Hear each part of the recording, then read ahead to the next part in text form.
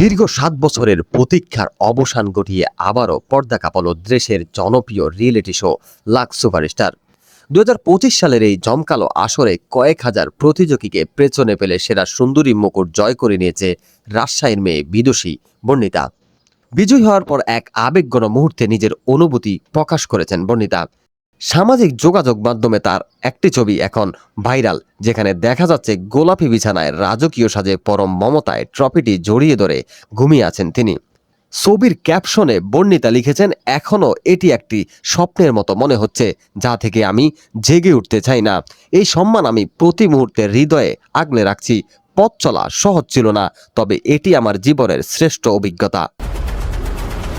শুক্রবার সন্ধ্যায় বঙ্গবন্ধু আন্তর্জাতিক সম্মেলন কেন্দ্রে আয়োজিত গ্র্যান্ড ফিনালে বর্ণিতার হাতে তুলে দেওয়া হয় এই বিজয়ী ট্রফি ও একটি বিলাসবহুল গাড়ির চাবি।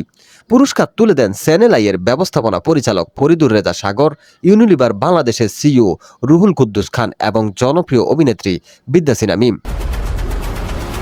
এবারে গ্র্যান্ড ফিনালেতে বিচারকের আসনে ছিলেন জয়া আহসান, মেহজাবিন চৌধুরী এবং নির্মাতা রায়হান রাফি।